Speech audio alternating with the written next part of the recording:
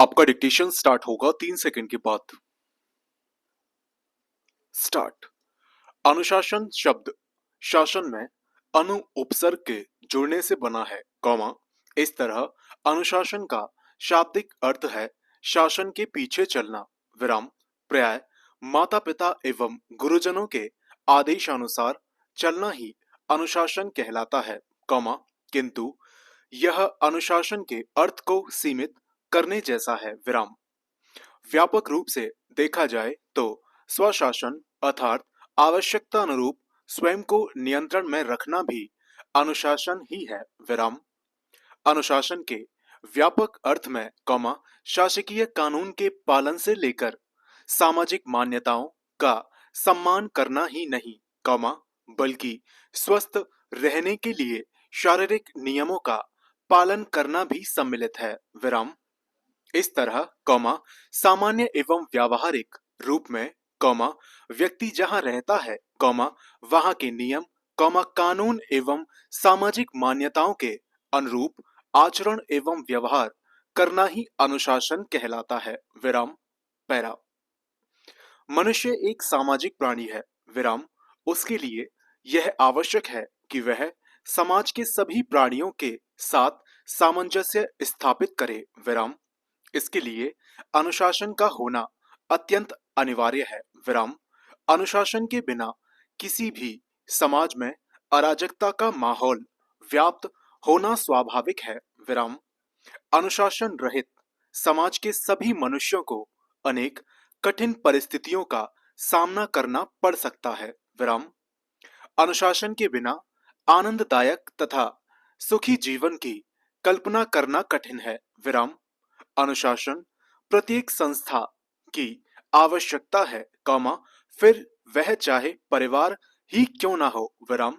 इसी तरह परिवार के सदस्य यदि अनुशासित ना हो, कौमा, तो उस परिवार का अव्यवस्थित होना स्वाभाविक है, विराम।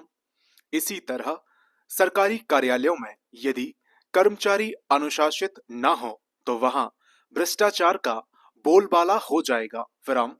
इस तरह स्पष्ट है कि अनुशासन के बिना ना तो परिवार चल सकता है, कौमा, न कोई संस्थान और न ही कोई राष्ट्र, विराम। अनुशासन किसी भी सभ्य समाज की मूलभूत आवश्यकता है, विराम। अनुशासन न केवल व्यक्तिगत हित, कौमा, बल्कि सामाजिक हित के दृष्टिकोण से भी अनिवार्य है, विराम। पैरा। अनुशासन न होने की स्थिति में चारों ओर अनुशासनहीनता व्याप्त हो जाती है और इसके दुष्परिणाम स्पष्ट ही नजर आने लगते हैं, विराम। अतः अनुशासन का होना अनिवार्य है, विराम। जैसा कि प्रारंभ में बताया गया है, कौमा, अनुशासन का अर्थ होता है शासन के पीछे चलना, कौमा। इस अर्थ से देखा जाए तो जैसा शासन होगा, कौमा, वैसा ही अनुशासन होगा, विराम। इस प्रकार यदि कहीं अनुशासनहीनता व्याप्त है, कौमा, तो कहीं न कहीं इसमें अच्छे शासन का अभाव भी जिम्मेदार होता है, विराम। यदि परिवार के मुखिया का शासन सही नहीं है, कौमा, तो परिवार में अव्यवस्था व्याप्त रहेगी ही, विराम।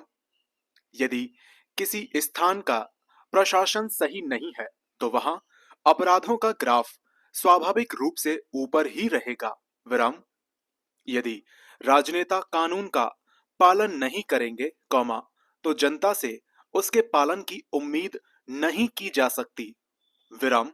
यदि क्रिकेट के मैदान में कैप्टन स्वयं अनुशासित नहीं रहेगा, कौमा, तो टीम के अन्य सदस्यों से अनुशासन की आशा करना व्यर्थ है और यदि टीम अनुशासित नहीं है, कौमा, तो उसकी पराजय से उसे कोई नहीं बचा सकता, विराम।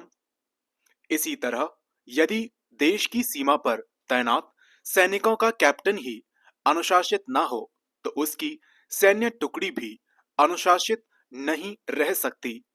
परिणाम स्वरूप देश की सुरक्षा निश्चित रूप से खतरे में पड़ जाएगी, विराम। पैरा। अनुशासन मनुष्य की आंतरिक चेतना का परिणाम होता है, विराम। अतः इस प्रवृत्ति का विकास करना उसके ही अधिकार क्षेत्र में है। विराम। यह स्मरण रहे कि स्वयं के साथ अपने बच्चों में अनुशासन की प्रवृत्ति का विकास करना मनुष्य का नैतिक कर्तव्य है। विराम। बच्चे का जीवन उसके परिवार से प्रारंभ होता है। विराम। यदि परिवार के सदस्य गलत आचरण करते हैं, कौमा, तो बच्चा भी उसी का अनुसरण करेगा। विराम। परिवार के बाद बच्चा अपने समाज एवं स्कूल से सीखता है। विराम। यदि उसके साथियों का आचरण खराब होगा, कौमा, तो इससे उसके भी प्रभावित होने की पूरी संभावना बनी रहेगी। विराम। यदि शिक्षक का आचरण गलत है तो बच्चे कैसे सही हो सकते हैं? इसलिए यदि हम चाहते हैं कि हमारे बच्चे अनुशासित हों, तो इसके लिए आवश्यक है कि हम अपने आचरण में सुधार लाकर स्वयं अनुशासित रहते हुए बाल्यकाल से ही बच्चों में अनुशासित रहने की आदत डालें। विराम। वही व्यक्ति अपने जीवन में अनुशासित रह सकता है, कौमा, जिसे बाल्यकाल में ही अनुशासन की शिक्षा दी गई हो। विराम। बाल्यकाल में जिन बच्चों पर उनके माता पिता लाड़ प्यार के कारण नियंत्रण नहीं रख पाते, कौमा, वही बच्चे आगे चलकर अपने जीवन में कभी सफल नहीं होते। विराम पैरा। अनुशासन के अभाव में कई प्रकार की बुराइयां समाज में अपनी जड़ें विकसित कर लेती हैं। विराम। नित्य प्रति होने वाले छात्रों के विरोध प्रदर्शन, कौमा, परीक्षा में नकल, कौमा, शिक्षकों से बदसलूकी अनुशासनहीनता के ही उदाहरण हैं। विराम। इसका परिणाम उन्हें बाद में जीवन की असफलताओं के रूप में भुगतना पड़ता है, कौमा, किंतु जब तक वे समझते हैं तब तक बहुत देर हो चुकी होती है। विराम पैरा। किसी भी मनुष्य की व्यक्तिगत सफलता में उसके अनुशासित जीवन की भूमिका महत्वपूर्ण होती है। विराम।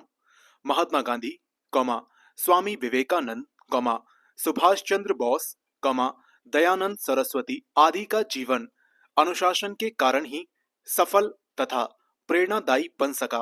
विराम। इसी तरह ही राष्ट्र की प्रगति भी उनके अनुशासित नागरिकों पर निर्भर होती है। विराम। अतः यदि हम चाहते हैं कि हमारा समाज एवं राष्ट्र प्रगति के पथ पर निरंतर अग्रसर रहे, कौमा, तो हमें अनुशासित रहना ही पड़ेगा, कौमा, क्योंकि जब हम स्वयं अनुशासित रहेंगे, कौमा, तब ही किसी दूसरे को अनुशासित रख सकेंगे। विराम।